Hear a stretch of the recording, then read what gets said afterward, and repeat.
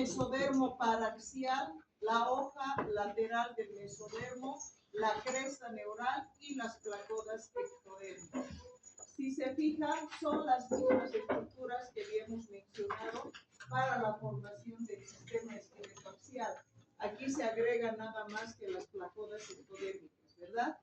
Entonces, todo lo que es la cabeza se va a formar a partir del mesodermo paraxial, mesodermo lateral, cresta neural y placodas ectodérmicas. Vamos a ver qué va a ir a formar cada una de estas porciones. El mesodermo paraxial, como ya habíamos visto en un anterior capítulo, prácticamente va a formar todo lo que viene a ser bóveda y base del cráneo, es decir, todo el cráneo. Va a ir a formar toda la parte de membranosa, cartilaginosa, los músculos de la región cráneo-facial, la dermis también, y el tejido conectivo de la región dorsal de la cabeza y las meninges. ¿Qué va a formar la lámina lateral del mesodermo? Todo lo que es el tejido conectivo de la laringe y además los cartílagos laringeos, cricoides y aritenoides. Y la cresta neural va a ir a formar todo lo que es el viscerocráneo, neurocráneo. ¿Se acuerdan? En el anterior capítulo ya habíamos visto, les dije para que nunca se olviden, toda la cabeza, ¿verdad? Y aquí nuevamente nos están mencionando que esta cresta neural va a formar lo que es el viscerocráneo y neurocráneo.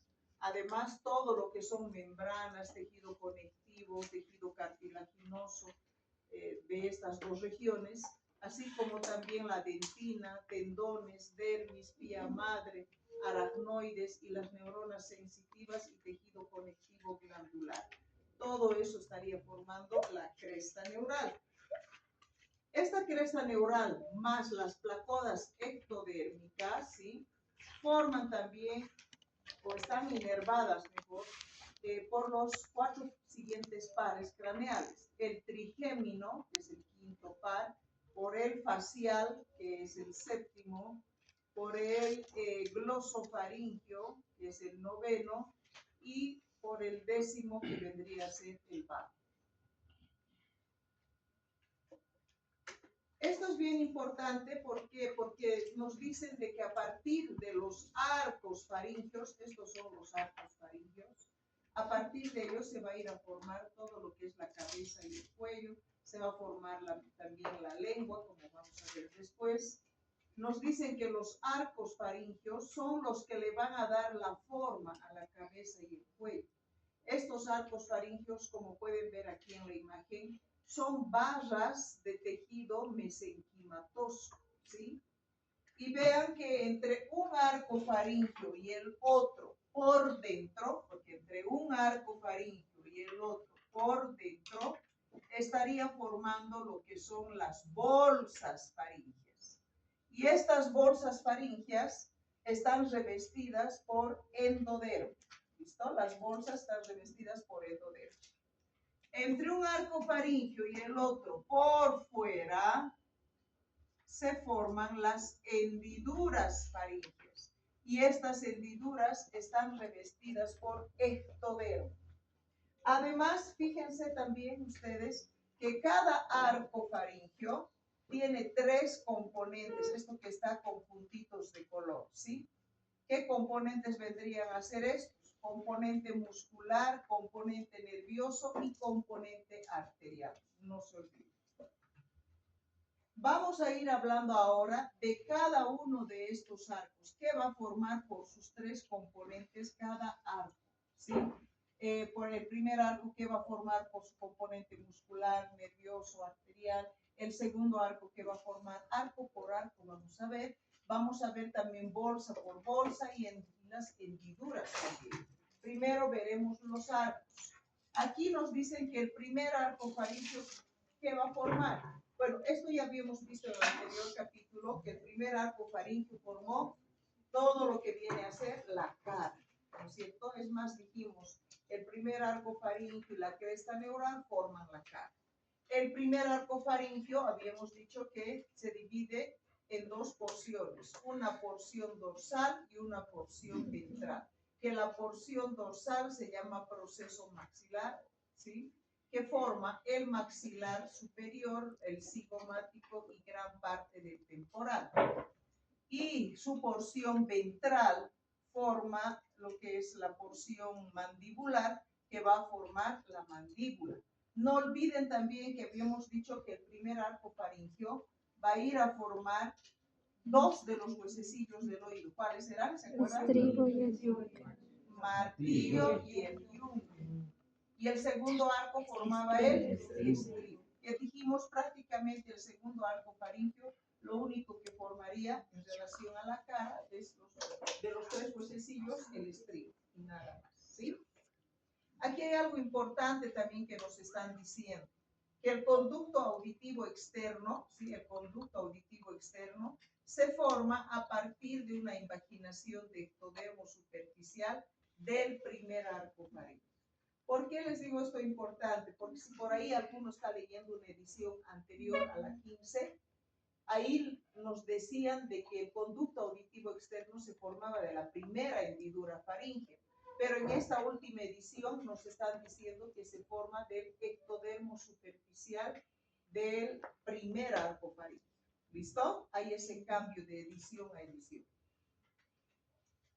También por su componente muscular, el primer arco faríngeo va a formar todos los músculos de la masticación que seguramente ya vieron en anatomía. Va a formar el vientre anterior del epigástrico, el miloioideo, el tensor del tímpano, tensor del paladar. Y por su componente nervioso tenemos al trigémino, que va a ir inervar todo lo que es la dermis de la cara. Además va a dar una inervación sensitiva también a través de tres ramitos, la rama oftálmica, la rama maxilar y la rama mandibular. Entonces, como han visto, acabamos de ver lo que es el primer arco faríngeo, ¿sí? En sus tres componentes. Segundo arco faríngeo. El segundo arco faríngeo, llamado también hioideo. Ya habíamos dicho hace un momento que lo que va a formar es el estribo, pero además la apófisis estiloides del hueso temporal, el ligamento estiloioideo, el asta menor del hioides, porción superior del cuerpo del hueso hioides y la mayor parte del oído externo. Por su componente muscular va a formar músculo del estribo, el estiloioideo, vientre posterior del epigástrico, el auricular y los músculos de expresión facial. El componente nervioso de este arco vendría a ser el facial, séptimo par craneal. Tercer arco. Nos dicen que el tercer arco va a formar la porción inferior del cuerpo y hasta del hueso hioides. Por su componente muscular formará el estilofaríngeo, los músculos estilofaríngeos, y por su componente nervioso lo tenemos al glosofaríngeo. Cuarto y sexto arcos. Los cartílagos que van a formar entre el cuarto y sexto arcos faríngeos son cartílago tiroides, cricoides, aritenoides, el corniculado, y por su componente muscular, el cuarto va a formar el músculo cricotiroideo, elevador del velo del paladar, los constrictores de la faringe y el músculo intrínseco de la laringe. Y por su componente nervioso tenemos a dos ramas nerviosas. Una de ellas que es la laringio superior, ¿sí? Que estaría inervando todo aquello que se forma a partir del cuarto arco faríngeo. Y el laringio recurrente, que también va a inervar a todo lo que se forma a partir del sexto arco faríngeo. Eso es arcos. Vamos a ver lo que son las bolsas. ¿Qué tipo de tejido revestía las bolsas? ¿Se acuerdan? Endodermo. Lo que está por dentro es endodermo. En cambio, las hendiduras son ectodermo, ¿verdad? La primera bolsa faríngea empieza a introducirse hacia la profundidad y termina en una pequeña dilatación. ¿Qué va a formar esta primera bolsa faríngea? La trompa de Eustaquio y la cavidad timpánica primitiva, ¿sí? La segunda bolsa faríngea va a formar la amígdala palatina. Esto es. Ahora, fíjense que la tercera bolsa y la cuarta bolsa tiene dos prolongaciones, una prolongación dorsal y una ventral. Aquí lo mismo, prolongación dorsal, prolongación ventral. La tercera bolsa faríngea, por su prolongación dorsal, forma la glándula paratiroidea inferior y por su prolongación ventral va a formar el timo. ¿Listo? La cuarta bolsa faríngea, por su prolongación dorsal, va a formar la glándula paratiroidea superior y por su prolongación ventral va a formar el cuerpo último branquial. Esas son las bolsas faríngeas. Hendiduras. Fíjense en este dibujito. Esta es la primera hendidura, segunda, tercera y cuarta hendidura. No olviden que esta primera hendidura ahora nos dicen en la última edición que la primera hendidura desaparece y solo queda la segunda, la tercera y la cuarta. Esta segunda, tercera y cuarta hendiduras se van a fusionar y van a formar esta pequeña estructura, esto de aquí, que se llama seno cervical. Ese seno cervical después tiene que desaparecer, porque si no desaparece este seno cervical, vamos a ver en la parte más avanzada del capítulo de que va a formar este seno cervical un quiste, que es el quiste cervical lateral, ¿sí? Por eso de ahí la importancia de recordar que el seno cervical se forma por la fusión de la segunda, tercera y cuarta hendidura y que después tiene que desaparecer. Que si no desaparece, terminará formando un quiste, que es el quiste cervical lateral, como vamos a ver después. Entonces hemos visto arcos, hemos visto bolsas y hendiduras. Ahora, nos hablan de la lengua. Y aquí nos dicen que la lengua se forma también a partir de los arcos faríngeos. ¿Sí? El primer arco, aquí tienen primer arco, segundo, tercero y cuatro arcos. ¿Sí? El primer arco faríngeo va a formar toda la parte anterior de la lengua. Todo lo que está por delante de la B lingual. Todo esto. Eso va a formar el primer arco faríngeo. A partir de tres estructuras. Dos laterales que se llama prominencia lingual lateral y una central que es el tubérculo impar. Entonces aquí podríamos preguntarles de dos formas diferentes, por ejemplo, ¿no? Podríamos preguntarles qué par craneal forma la parte anterior de la lengua. Ahí sería primero, o mejor dicho, ¿qué arco faríngeo forma? ¿Qué arco faríngeo forma la parte anterior de la lengua? Sería el primer arco faríngeo, ¿sí? O también les podríamos preguntar cuáles son las tres estructuras que constituyen o forman la parte anterior de la lengua. En ese caso, ¿qué sería? Las prominencias linguales laterales y el tubérculo impar. O sea que fíjense, de cualquiera de las dos formas se les podría preguntar. Ahora, la parte posterior de la lengua es todo esto de aquí, ¿sí? Esta de celeste y amarillo. ¿Qué arcos faríngeos van a formar? El segundo, el tercero y parte del cuarto arco faríngeo. O también les podría preguntar, ¿qué estructura forma la parte posterior de la lengua? O sea, todo esto de aquí, la cópula o eminencia hipobranquial. ¿Listo? Se llama también así, cópula o eminencia hipobranquial. Y por último, esta parte de verde que tenemos aquí se llama la prominencia epiglótica. Y esa prominencia epiglótica va a formar la epiglotis. ¿Y a partir de qué arco faríngeo se va a formar? Solamente el cuarto. ¿Listo? Cuarto arco faríngeo. Una vez así formada la lengua, esta tiene tres tipos de inervación. Una inervación que es solo sensitiva, otra especial que es inervación sensitiva gustativa y la inervación motora. Para la inervación solo sensitiva para la parte anterior de la lengua tenemos al nervio trigémino. Para la parte posterior de la lengua tenemos al nervio glosofaríngeo y el vago. Y para esta parte que está de verde, que es la parte de la epiglotis, tenemos el nervio laringio superior y laringio recurrente. Ahora, inervación sensitiva especial o gustativa. Para los 2/3 anteriores de la lengua, ¿qué nervio va a estar? El facial. Y para la parte posterior de la lengua, el glosofaríngeo. Y para toda la lengua, la inervación motora está dado por el nervio hipogloso, o sea, el 12 par craneal. ¿Ya? Aquí tienen un pequeño resumen.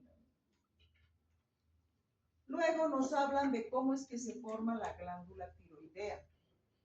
Miren en esta imagen, estas son las prominencias linguales laterales y este es el tubérculo impar que habíamos dicho que han formado la parte anterior de la lengua. Fíjense que entre este tubérculo impar y la parte de la cópula, aquí se forma un orificio o agujero que se llama agujero ciego. Se dice que a nivel de este agujero ciego hay células epiteliales que proliferan y forman lo que viene a ser la glándula tiroidea. Una vez formada esta glándula tiroidea, prácticamente sería aquí a nivel de la base de la lengua que se forma. Una vez formada la glándula tiroidea, esta va a descender por un conducto que aquí están viendo de celeste, que es el conducto tirogloso. Entonces, fíjense que aquí en la base de la lengua se va a formar lo que es la tiroides y a través de este conducto va a llegar a su posición definitiva. Este conducto, después de que la tiroides ya viene a su posición definitiva, este conducto tirogloso tiene que desaparecer. Que si no desaparece, vamos a ver que va a formar un quiste que se llama quiste tirogloso.